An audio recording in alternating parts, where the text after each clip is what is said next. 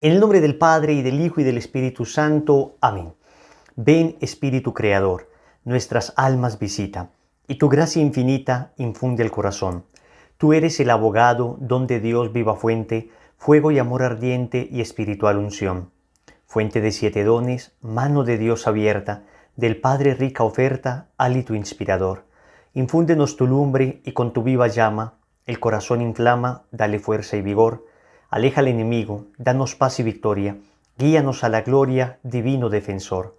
Obténnos conocerte, Espíritu Divino, vivir en ti, Dios Trino, y disfrutar de tu amor. Amén. ¿Quién como Dios? Nadie como Dios. Un saludo para todos en el Señor. Bienvenidos a la preparación para la consagración total a Jesús por María. Les habla Wilson Tamayo, misionero del movimiento Lazos de Amor Mariano, y hoy vamos para nuestra lección número 15, el sentido del sufrimiento. Vamos a hablar un poco de este misterio humano que todos hemos experimentado. El sufrimiento, el dolor, la angustia, el sufrimiento físico, el sufrimiento espiritual, el sufrimiento moral. Todos hemos sufrido de alguna manera. Algunas personas han sufrido muchísimo, otras personas han sufrido menos. Algunos sufren mucho y son muy fuertes para afrontar el dolor, otros sufren poco y en cambio el menor sufrimiento les desbarata. Debemos decir que el sufrimiento, de todas maneras, a pesar de las reflexiones que vamos a hacer hoy, permanecerá un poco en el ámbito del misterio. Hay cosas que todavía no terminaremos de entender del sufrimiento y solamente en el momento en que nos presentemos ante Dios se arrojará la luz definitiva sobre el misterio del sufrimiento. Y solo entonces comprenderemos muchos de los sufrimientos el sentido que tuvieron. Pero desafortunadamente, muchas veces nos hemos encontrado respuestas equivocadas que a la luz de la fe cristiana no corresponden a lo que sería el sufrimiento. Yo recuerdo cuando estaba investigando este tema del sufrimiento, encontré por ahí en una página de internet esta definición. Decía, el sufrimiento no es real, sino una obra de tu mente. Si sufres es que estás dormido. En sí, el sufrimiento no existe, es un producto de tu sueño. Miren qué aproximación tan irreal del sufrimiento. Dígale eso a una mamá que tiene a su hijo recién accidentado muerto en sus manos. Dígale, señora, tranquila que el sufrimiento no es real, eso es un producto de su mente. Por Dios, esta aproximación que quiere negar la realidad del sufrimiento o hacer que la realidad del sufrimiento sea simplemente una cuestión subjetiva de la mente, cae por su propio peso. Claro que hay cosas que nos hacen sufrir, digamos, subjetivamente, ¿no? Hay sufrimientos, digamos, que nos inventamos nosotros, eso es cierto. Pero decir que todo sufrimiento es producto de la mente, negar la realidad de que existe objetivamente el dolor, eso cae por su propio peso. Todos hemos experimentado sufrimientos objetivos, males reales que nos han causado dolores profundos. Hay otras personas que se aproximan al tema del sufrimiento, digamos, desde lo que podríamos llamar una estricta justicia. Entonces, más o menos razonan así. Sufre el que hizo algo malo. Entonces, el que hizo algo malo debería sufrir o debe sufrir. Y si sufre es porque está haciendo algo malo. El que no hace nada malo, entonces no debería sufrir. Y esto tiene un problema, porque también la realidad nos muestra que no es así. La realidad nos muestra que hay gente muy buena que sufre, hay gente muy mala que no sufre tanto. La realidad es que sufren buenos y malos. Digamos que el sufrimiento no hace acepción de personas. Ni tampoco podríamos decir que detrás del sufrimiento de alguien se oculta una responsabilidad moral directa de esa persona. No necesariamente. Veremos que en algunos casos sí, pero no necesariamente. Entonces, ¿cuál es la aproximación adecuada al tema del sufrimiento, al tema del dolor? Es definitivamente la aproximación que nos da la fe cristiana. Es bien bonito porque es la respuesta más realista ante el misterio del dolor. Digamos que a partir de la muerte de Cristo en la cruz, no es que ya entendamos a plenitud el misterio del sufrimiento, pero Cristo al morir en la cruz vino a iluminar este misterio, tal vez no para darnos a entender el por qué sufro yo, pero sí para ayudarnos a entender el para qué sufro yo. Entonces, no es por qué estoy sufriendo yo la pregunta que vamos a responder hoy.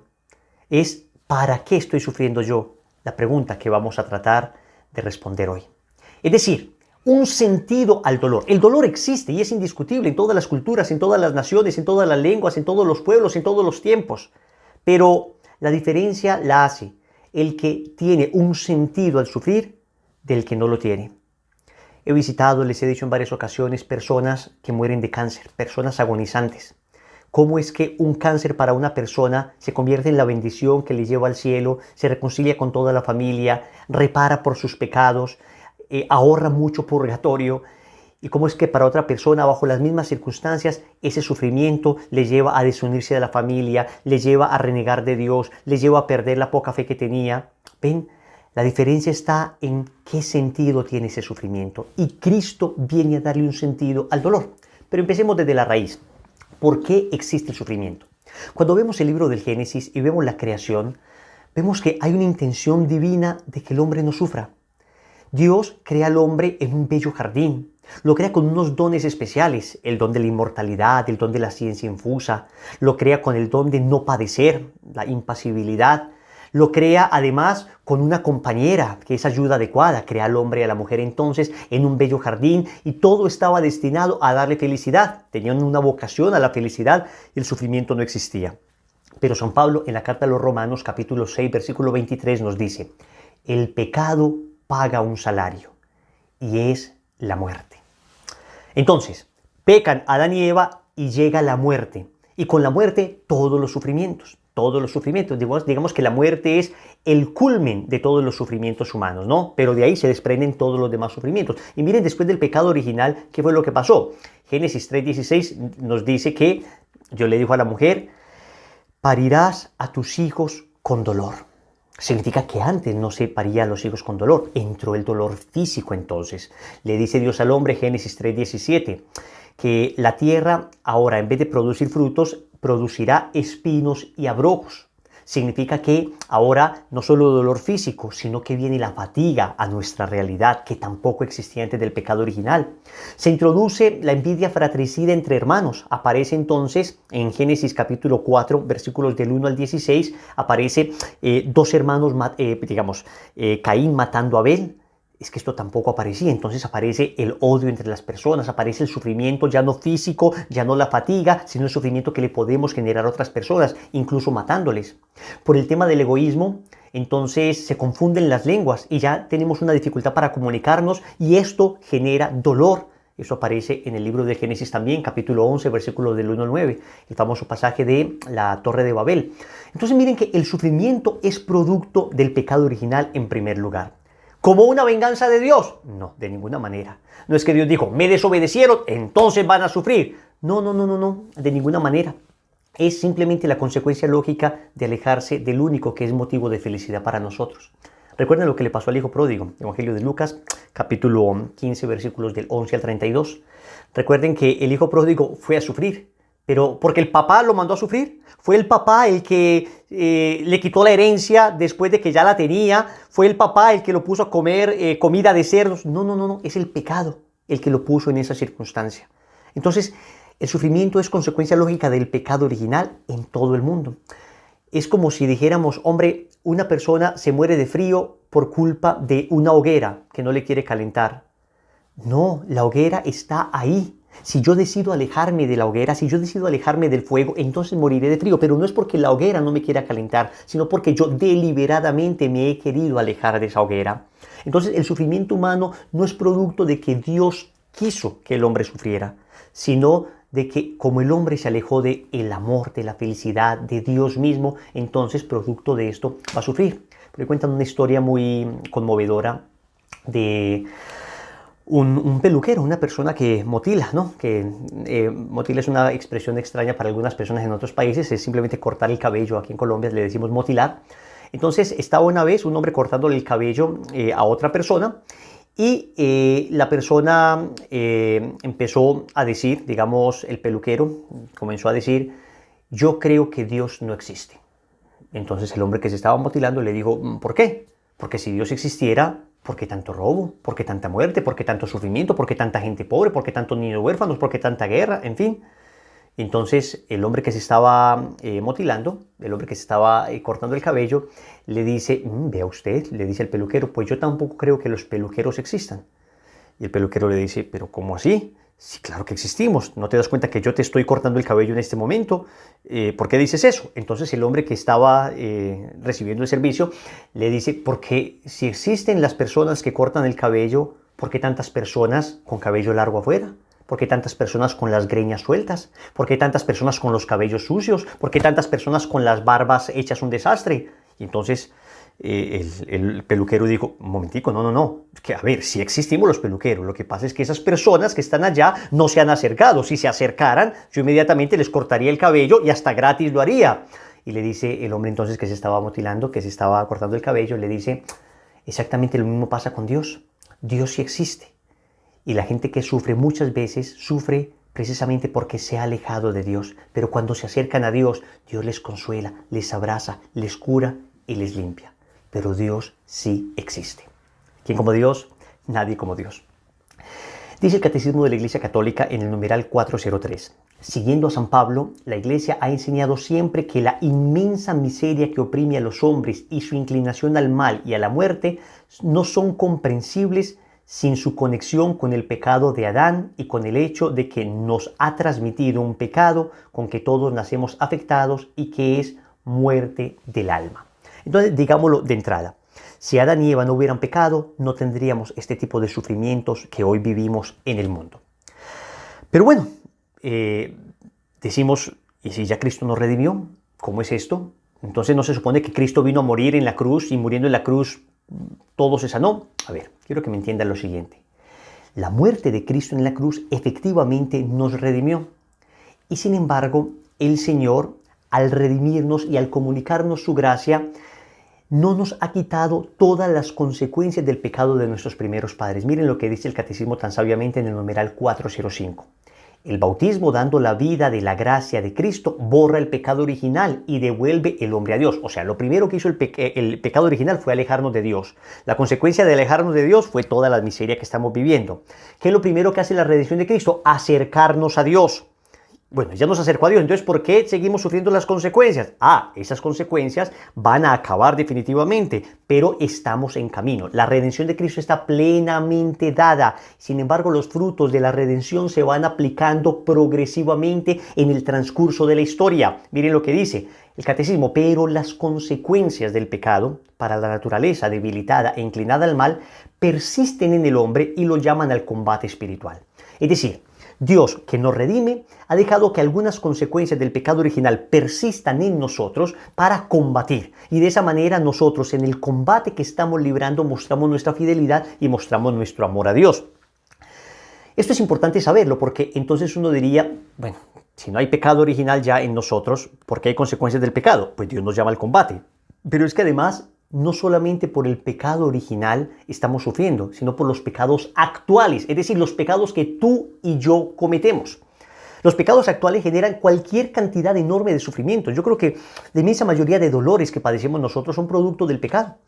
Si dejáramos de pecar, si nosotros obedeciéramos la voluntad de Dios tal como nos la prescriben los 10 mandamientos, y bueno, y superando esto en el mandamiento del amor, entonces piensa tú cómo el dolor prácticamente se extinguiría.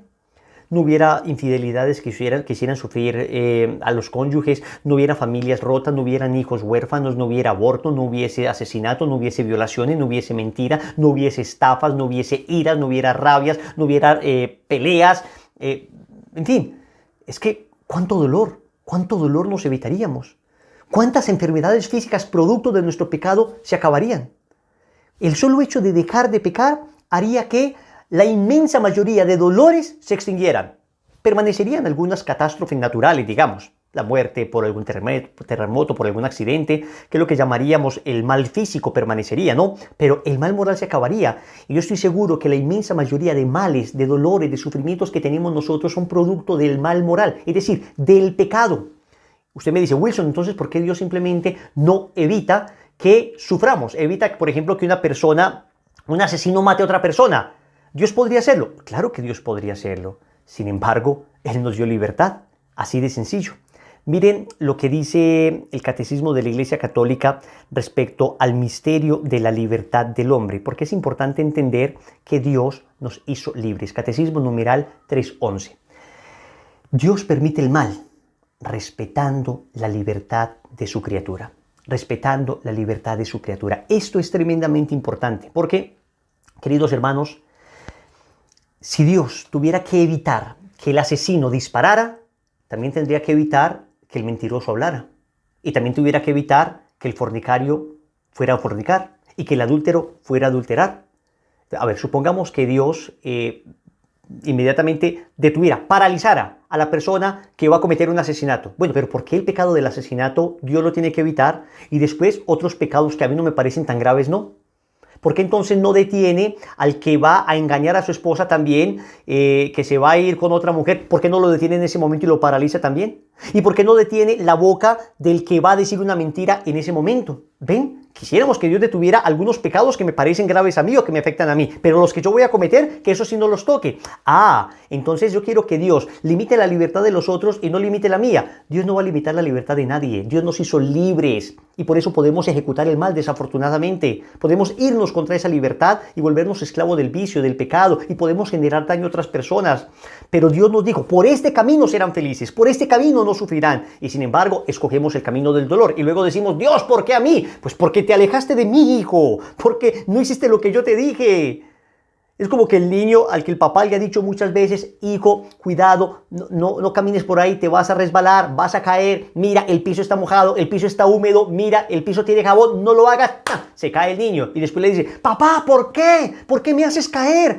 No fue el papá el que te hizo caer. De hecho, el papá te advirtió muchísimo que no estuvieras por ahí, pero no te forzó a que no estuvieras por ahí porque te hizo absolutamente libre. Entonces debemos decir que nuestros pecados actuales tienen consecuencias que nos hacen sufrir. Consecuencias que nos hacen sufrir. Ok, sin embargo, a pesar de todo esto, debemos decir que el tema del sufrimiento todavía permanece, digamos, en el misterio y nos deja muy perplejos porque vemos gente que no peca, digamos, que gente muy buena y está sufriendo, o gente muy mala y pareciera que no sufriera tanto. Entonces debemos primero aclarar que el sufrimiento que nosotros padecemos es producto del mal, Y existen dos tipos de males, el mal físico, que es el mal que no depende de mi voluntad, y el mal moral, que es el mal que sí depende de mi voluntad. Cuando hablamos de mal físico, hablamos entonces de las catástrofes naturales, de los accidentes, hablamos de un temblor, hablamos de algunas cosas que no son producto propiamente de la voluntad del hombre, o que a veces suceden por descuido, pero el hombre no lo quiso hacer, ¿ok? No quiso el hombre accidentar, matar a una persona, se le fueron los frenos, pudo haberse previsto antes, sí, pero digamos que no hay una participación de la voluntad del hombre, no es que el hombre quiso hacer el mal, pero en cambio existe el mal moral, que es el pecado, es en el que interviene la voluntad del hombre, que es del que hablamos entonces ya, ¿no? De mis pecados actuales, que generan dolor a otras personas y terminan generándome dolor a mí mismo. El pecado, ya lo vimos, rompe mi relación con Dios, conmigo mismo, con el prójimo, con la creación. El pecado lo devasta todo. Del mal físico y del mal moral, entonces se producen sufrimientos físicos y sufrimientos morales. Uno diría, bueno, ¿y por qué Dios no simplemente hizo el mundo perfecto? Perfecto. Ya, que no hubiese, digamos, sufrimiento acá. El catecismo nos responde. Dice, pero ¿por qué Dios no creó un mundo tan perfecto que en él no pudiera existir ningún mal? En su infinito poder, Dios podía siempre crear algo mejor. Sin embargo, en su sabiduría y bondad infinitas, Dios quiso libremente crear un mundo en estado de vía, como en vía de perfección, hacia su perfección última. Este devenir trae consigo en los designios de Dios, junto con la aparición de ciertos seres, la desaparición de otros, junto con lo más perfecto, lo menos perfecto, junto con las construcciones de la naturaleza, también las destrucciones. Por tanto, con el bien físico existe también el mal físico, mientras la creación no haya alcanzado su perfección. O sea, llegará un momento, y lo esperamos y lo creemos así, en que todo será recapitulado en Cristo. Llegará un momento en que la creación misma recibirá los frutos de la redención plenamente y ya no habrá ni siquiera mal físico. Los ángeles y los hombres, criaturas inteligentes y libres, deben caminar hacia su destino último por elección libre y amor de preferencia. Por ello pueden desviarse, repito, podemos hacer sufrir a otras personas y sufrir nosotros mismos otra vez porque somos libres y Dios no puede obligarte a ti a que no hagas sufrir a otra persona. Te lo dice, te lo enseña a través de los mandamientos, pero no te puede obligar ni me puede obligar. Y fue así como el mal moral, el pecado, entró en el mundo, incomparablemente más grave que el mal físico. Dios no es de ninguna manera, ni directa ni indirectamente, la causa del mal moral. Catecismo numerales del 3.11, del 3.10 al 3.11. Entonces, esto es muy importante. El mal físico sí existe, ¿no? Digamos, un cáncer, un accidente, pero a lo mucho, lo que puede ocasionarnos el mal físico son sufrimientos físicos que podrían a lo máximo acabar con nuestra vida humana, pero nunca con nuestra vida eterna. El problema del mal moral, del pecado, y por eso se le llama el verdadero mal que existe, el mal moral es incomparablemente más grave que el mal físico, porque las consecuencias del mal moral pueden ser la perdición eterna de la persona, estar alejado para siempre de Dios. Es lo que produce el pecado, lo vimos en el tema del infierno, ¿no? Existe el infierno porque existe la libertad del hombre, y el hombre puede escoger deliberadamente optar por el mal moral y dañar a otras personas, y generar daño y generar sufrimiento. Entonces vamos a ver unas consideraciones con respecto al mal físico y al mal moral. Lo primero que debemos decir es que Dios no siempre nos librará del mal físico, no siempre nos librará del mal físico, porque vemos los santos que ni siquiera ellos fueron librados del mal físico. Vemos a Jesús, a la Santísima Virgen María, que no fueron librados del mal físico. Jesús muriendo en la cruz, la Virgen María viendo cómo moría su hijo, los santos que sufrieron enfermedades. Ahora vamos a ver por qué Dios es capaz de sacar de los males físicos bienes espirituales enormes. Sin embargo, siempre es posible decirle a Dios: Dios mío, te suplico por esta enfermedad que estoy padeciendo. Y Dios, en muchas ocasiones, atiende la súplica. Pero siempre hay que decirle al Señor, como dijo el Señor Jesús en Lucas 22:42, Padre, si quieres, aparta de mí esta copa, pero que no se haga mi voluntad sino la tuya. Entonces, diagnostican a una persona de cáncer. A mi hijita le diagnosticaron, por ejemplo, unos quistes en la cabeza antes de nacer. Y entonces, ¿pero por qué a mí? Porque puede suceder, porque soy un ser humano y dentro de la posibilidad existe que enfermemos y que enfermen los nuestros. Y porque mi relación con Dios no es una relación transaccional donde yo le digo, yo te rezo para que no me pase nada físicamente. No, no es así. Si has entendido la fe así, entonces más o menos tienes un Dios al estilo de los paganos, al estilo de los filósofos griegos, que tenían un Dios al que le hacían ellos favores orando para que el Dios les devolviera, digamos, bendiciones humanas, riqueza, prosperidad económica, prosperidad física, material, mujeres, placer. No, nuestra fe no es así. Nuestra fe no es una relación transaccional. Yo te rezo, te paso la factura y tú me tienes que pagar, no dejándome enfermar. Nada de eso. Es que nuestra relación con Dios no es de comercio, sino de amor. Es un Padre que me ama y como me ama, encontrará la manera siempre de darme lo mejor para mí. Y a veces, en medio de esas vicisitudes de la vida, va a permitir ciertas cosas de las que va a sacar bienes mayores, ciertas enfermedades físicas de las que sacará bienes mayores. Y yo quiero anticipar esto. Dios muchas veces permite males físicos en las personas para producir bienes espirituales mucho mayores. Enfermedades que son producto de conversiones y salvaciones eternas. Dificultades económicas que son producto de bajar la soberbia, de arrojar de una vez para siempre el orgullo y volverme humilde y crecer en la virtud de humildad, ser como Jesús y salvarme eternamente, recuperar mi familia. ¿Cuántos males físicos son medio para adquirir grandes bienes espirituales? Entonces, Dios no siempre nos va a evitar los males físicos, pero siempre podemos pedirle a Dios en su voluntad que nos lo quite. Segunda consideración, librarnos del mal físico no depende de nosotros.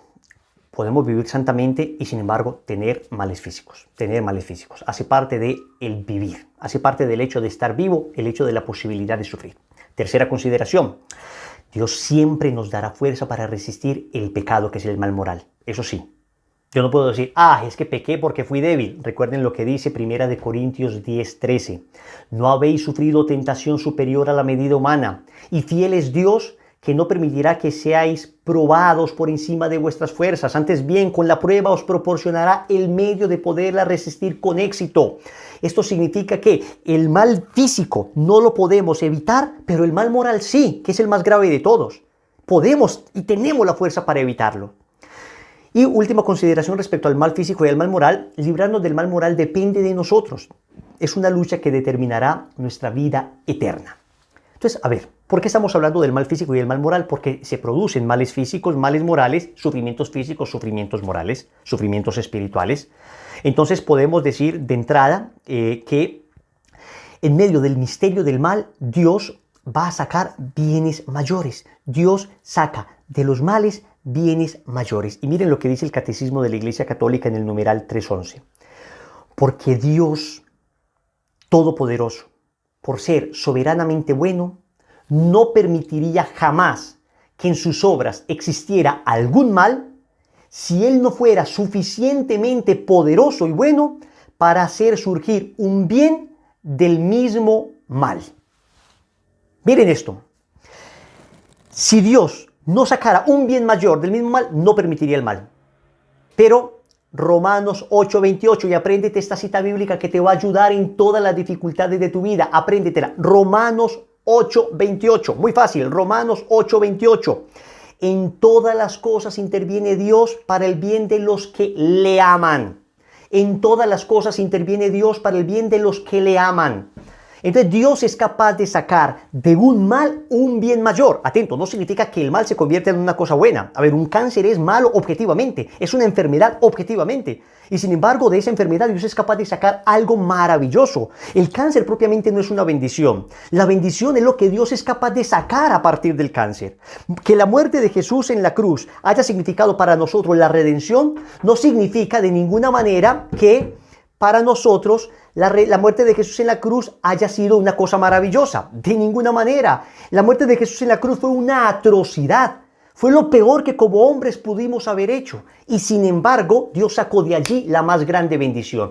Entiéndeme, Dios de un mal es capaz de sacar un bien mayor, incluso de un mal moral, un pecado aterrador de una persona. En ocasiones Dios es capaz de sacar de ese pecado aterrador de una persona una gracia extraordinaria de conversión, de sanación, de liberación para esas almas. Entonces, atentos, fiel es Dios que saca del mal bienes más grandes. Y recuerden esa cita bíblica, Romanos 8:28, en todas las cosas interviene Dios para el bien de los que le aman.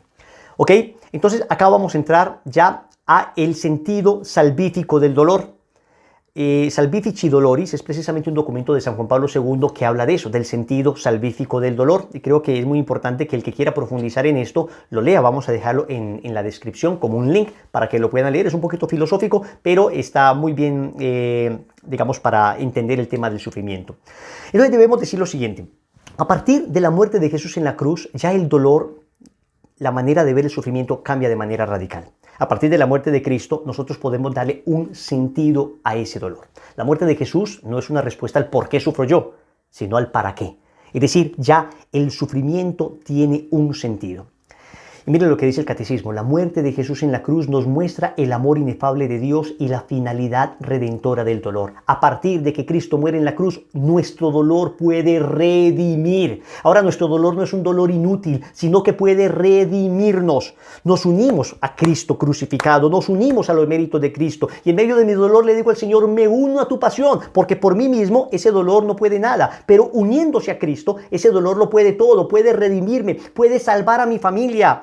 Porque ya no es mi dolor, sino mi dolor unido al de Cristo, que tiene un valor infinito y puede redimir y salvar, mostrándonos en Cristo el modelo perfecto y acabado al que debemos imitar en todas nuestras tribulaciones. Entonces, con Cristo en la cruz aprendemos primero a ver a Jesús como modelo. ¿Cómo he de sufrir? Como Cristo sufrió. Miren la manera como sufre nuestro Señor, como un mártir, lleno de amor, sin renegar, sin gritar, sin odiar, perdonando. Pero no solo Cristo es nuestro modelo. Digamos, en otras religiones pueden ver a su líder como un modelo. Voy a imitar ese modelo. Pero para el cristiano es distinto, porque nos enseña que el sufrimiento es un medio de purificación y elevación moral. Un medio para alcanzar y poseer la verdadera felicidad. Modelo. No es solo imitarle, sino que hay un valor redentor. En ese sentido, cuando se ofrece cualquier sufrimiento a Dios, uniéndolo a la cruz de Cristo, este sufrimiento adquiere un valor redentor. Por eso decía San Pablo en la carta a los Colosenses, capítulo 1, versículo 24, completo en mi cuerpo lo que falta a la tribulación de Cristo en favor de su cuerpo, que es la iglesia. Es decir, vemos a Cristo y aprendemos a sufrir. Pero además, místicamente, por el misterio del bautismo, yo sufro, pero como ya no soy yo quien vivo, sino Cristo quien vive en mí, sufre Cristo en mí.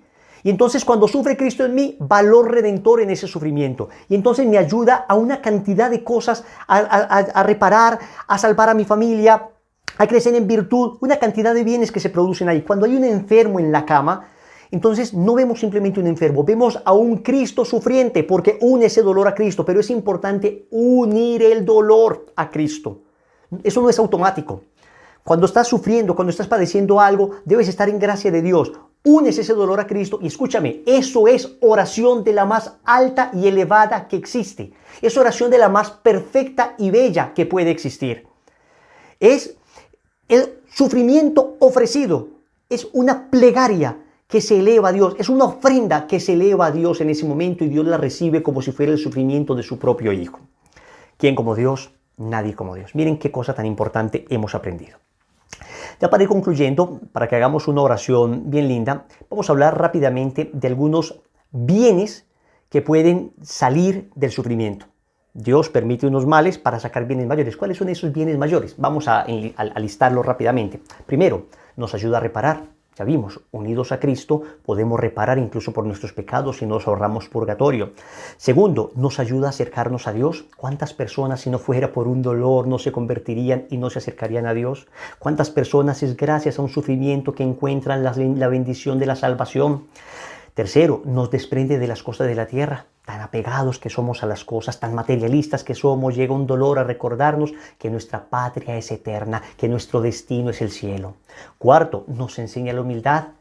¿Cuántos hemos sido doblegados por un sufrimiento? Creíamos ser dueños del mundo, creíamos que pisábamos la tierra altaneramente porque la poseíamos toda. Viene un dolor y nos dice, eres mortal, eres frágil, eres débil, eres padecible o pasible, eres una persona más débil de lo que te imaginas. Entonces nos enseña la humildad. Quinto, nos enseña la misericordia. Cuando uno sufre, entonces muchas veces entiende el dolor de los otros. Solo compadecen quien padece. Desafortunadamente en muchas ocasiones es así. Solo quien ha padecido ha aprendido a compadecer. El dolor me ayuda a unirme y a solidarizarme con el dolor de los otros. Sexto, nos enseña a ejercer misericordia entonces. Nos enseña a ejercer misericordia esto. El sexto es, nos enseña la misericordia de Dios. Esto es que también vemos a Dios que se apiada de nosotros en ese momento. Levantamos nuestros ojos al cielo y en medio del sufrimiento le decimos, Señor, ayúdame. Y dice el Salmo 51, 19, dice, un corazón quebrantado y humillado, tú, Dios mío, no lo desprecias. Entonces uno eleva su oración a Dios y uno experimenta la misericordia de Dios. También fortalece nuestra voluntad. Una voluntad débil y endeble muchas veces sale fortalecida a base de dolores y sufrimientos. ¿Cuántas personas hemos visto que son fuertes hoy por dolores que han sufrido? Y en cambio, ¿cuántos son debiluchos? ¿Cuántos son fragilísimos que cualquier dolor les quiebra? El sufrimiento vivido en Cristo fortalece la voluntad. También purifica y prueba el amor verdadero. Porque es muy fácil amar a Dios cuando todo marcha bien, pero cuando viene el dolor, muchas veces ahí rehuimos de Cristo. Entonces, cuando aparece el dolor, aparece la purificación del amor, ¿no? Allí aprendemos a purificar nuestro amor. Finalmente, nos asemejan a Jesús y a María. Cristo, nuestro amor, sufrió. María, nuestra Madre Santísima, sufrió. Cuando nos estamos, padeciendo un dolor, cuando nosotros sufrimos, nos identificamos con ellos. Nos unimos a ellos y les decimos, Señor, me uno a ti, me uno a tu cruz, Madre Santísima, sufro como tú, sufro como tú. ¿Quién como Dios? Nadie como Dios. Entonces toda la vida vamos a sufrir. El sufrimiento nunca se acabará. Catecismo numeral 3.14. ¿Se han dado cuenta tantas veces que cito el catecismo? ¿Sabías que el catecismo era un tesoro que tenía tantas respuestas a las preguntas nuestras? ¿Sabías que el catecismo es una guía tan maravillosa que nos enseña a comprender la palabra de Dios? Por eso lo debes tener en tu casa. Lo debes tener en tu casa, es una maravilla. Catecismo numeral 3.14 dice, creemos finalmente que Dios es el Señor del mundo y de la historia, pero los caminos de su providencia nos son frecuentemente desconocidos. Es decir, sabemos que Dios todo lo tiene bajo control, pero no sabemos exactamente cómo Dios misteriosamente está conduciendo los caminos de la historia para nuestra salvación. Solo al final, cuando tenga fin nuestro conocimiento parcial, cuando veamos a Dios cara a cara, nos será plenamente conocidos los caminos por los cuales, incluso a través de los dramas del mal y del pecado, Dios habrá conducido su creación hasta el reposo de ese sábado, de ese gran sábado, de ese sábado de descanso definitivo, en vista del cual creó el cielo y la tierra. En vista del cual creó el cielo y la tierra. Llegará un momento entonces donde el sufrimiento desaparecerá. Llegará un momento entonces donde el sufrimiento dejará de existir, donde ya no habrá más dolor, donde ya no habrá más lágrimas, donde ya no morirá la gente, donde ya no habrá injusticias. Ese momento lo esperamos. Dios no hubiese permitido el mal si de él no hubiese sido capaz, ¿no? O no hubiese sido posible sacar bienes. Es una afirmación clave, central. Incluso yo creo que de aquí cabe desprender, es decir, si Dios no hubiese permitido el mal, si de él no hubiesen podido derivarse, si él con su poder no hubiese podido sacar el bien del mal, me atrevo a decir que son más los bienes que Dios ha obtenido sacar de ese mal que los males que se han derivado de él, ¿no?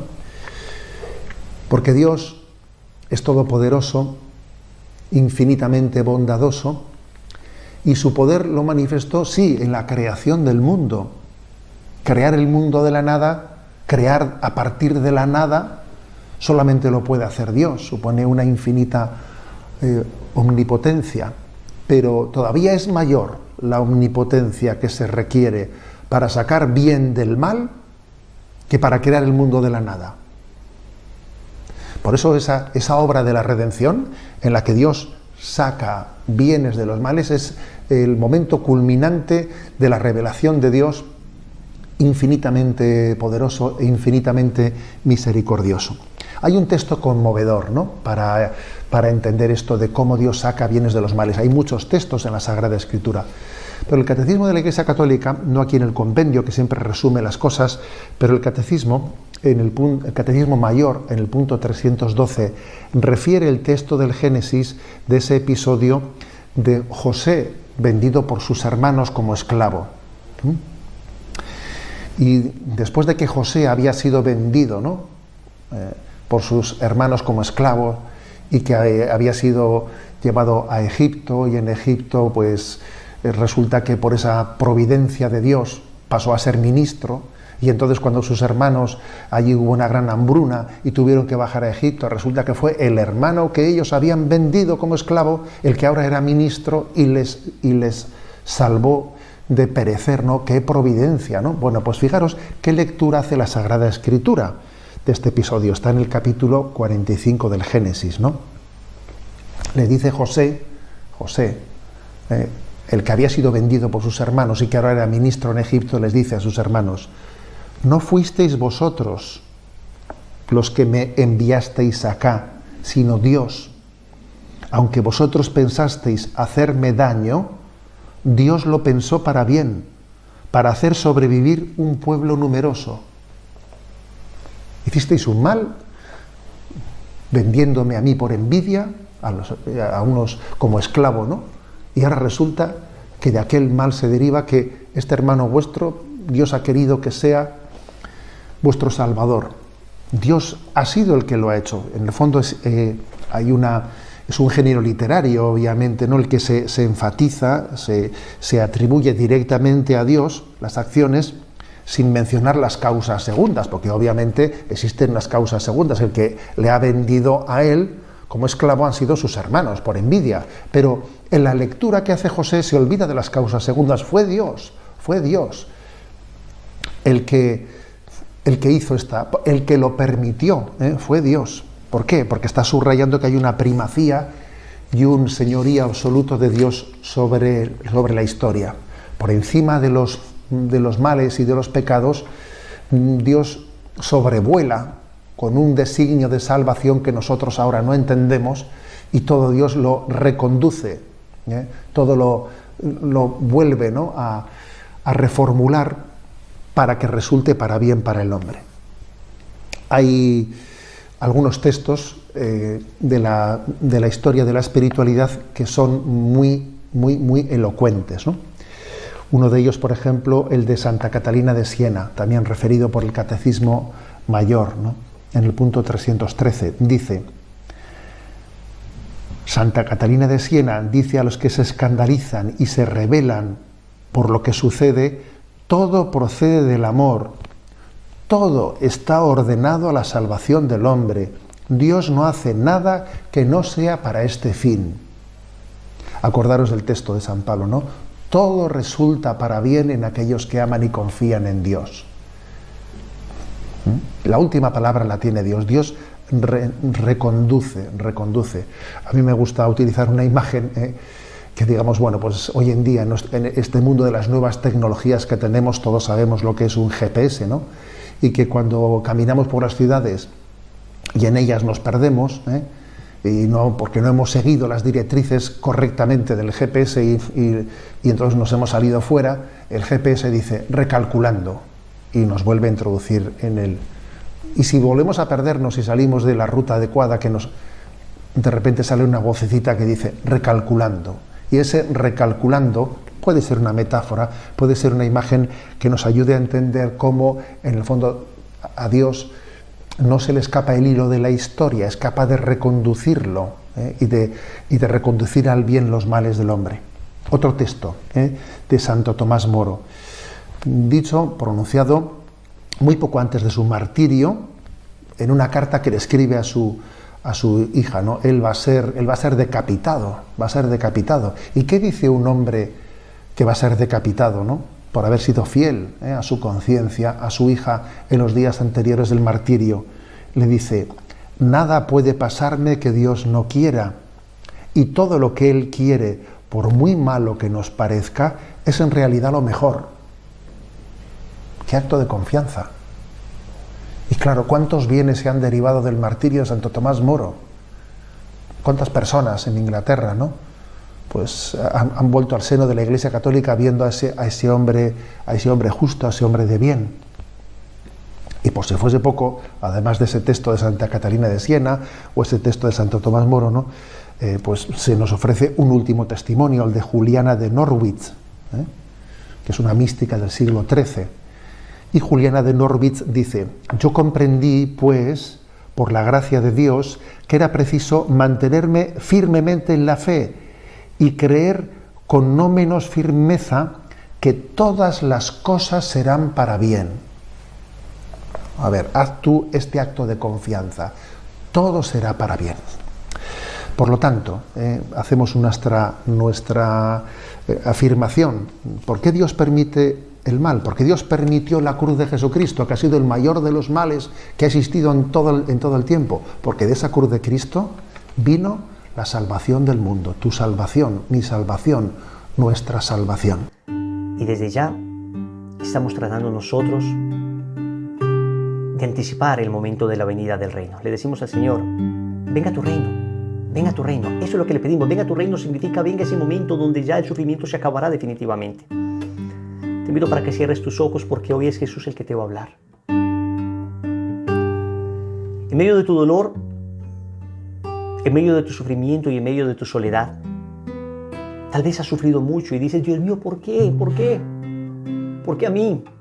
Entiéndeme, hoy el Señor no te va a responder por qué a ti, porque sufrimos buenos y malos, sino que te va a enseñar que hay un sentido para ese dolor y para ese sufrimiento, que lo puedes unir a Él, que te puedes hacer santo a través de ese dolor. Simplemente acércate a Él, acércate al único que puede acompañarte. Acércate al único que puede acompañarte en ese momento de dolor. ¿Por qué te callas? ¿Por qué estás triste? ¿Por qué no me hablas y me cuentas tu inquietud? ¿Por qué me huyes? Sé lo que hiciste. Nadie en el mundo me interesa más que tú. Sé que te duele el corazón, sé que no encuentras la razón. Es que te sientes apartado de mi lado. Te conozco, hijo mío. Yo te conozco y nada tienes que esconder de mí. Te conozco, hija mía. Yo te hice entre mis manos y mi amor te di. Sé que te duele el corazón, sé que no encuentras la razón, sé que te sientes apartada de mi lado. Yo te conozco, hijo mío, te conozco y nada tienes que esconder de mí. Te conozco, hija mía, yo te hice entre mis manos y mi amor te di, porque te amo.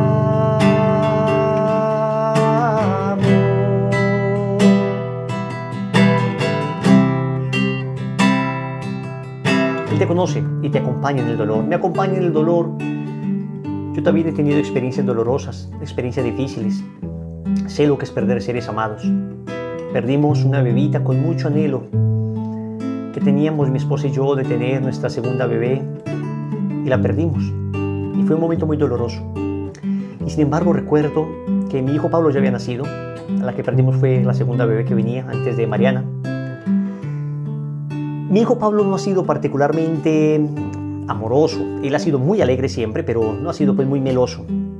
Sin embargo, yo recuerdo que esa semana en que perdimos a nuestra bebé, de escasos 3 mesecitos del vientre de la mamá, que dejó de palpitar su corazoncito, claro que estábamos tristes y claro que sufríamos.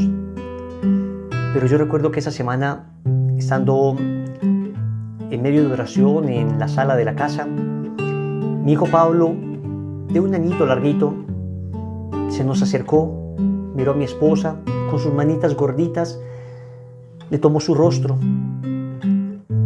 y le dio un beso en la frente.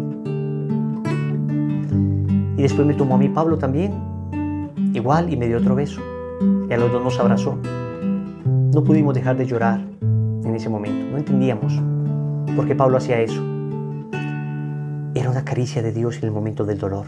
En el momento del dolor Dios te acompaña, entiéndeme. Sé que no podremos entender muchas cosas, pero a través de medios solo conocidos por la gracia, solo conocidos por Él, y que terminaremos de entender solo cuando estemos ante su presencia, Él nos acompaña y nos consuela. Seamos nosotros también consuelo para otras personas que están sufriendo. Y así recibiremos consuelo nosotros de Dios también en el sufrimiento. Práctica. Vamos a hacer una práctica bien linda. Vas a escribirle una carta a Jesús. Puedes ponerte en oración ante una imagen de la Virgen, ante un crucifijo. Y en esa carta vas a contarle a grandes rasgos toda tu vida a Jesús. Y todos esos momentos de dolor los vas a unir a su cruz. Le vas a escribir una carta que nadie va a leer, va a ser tuya. Y le vas a decir: Señor, cuando me sucedió esto, cuando era niña, hoy sé que estuviste conmigo. Hoy sé que me acompañaste. Y uno este dolor a ti. Señor, cuando me pasó esto en mi matrimonio, cuando sufrí este accidente, lo vas a escribir todo en oración. Y si te pones a llorar, te detienes un momento, abrazas esa cruz y le dices: tú también sufriste, Jesús, tú también sufriste y tú me entiendes mi dolor. Y verás que el Señor hará un momento de sanación bellísimo. Pero también vas a escribir todas las cosas maravillosas que te han pasado, porque no solo ha sido sufrimiento, han sido también muchas bendiciones. Y le vas a decir al Señor: gracias también, porque mi vida no ha sido solo un valle de lágrimas, mi vida también ha sido un paraíso en muchas ocasiones. Nos vemos en la próxima lección. Que la gracia de Dios sea con ustedes. Bendiciones.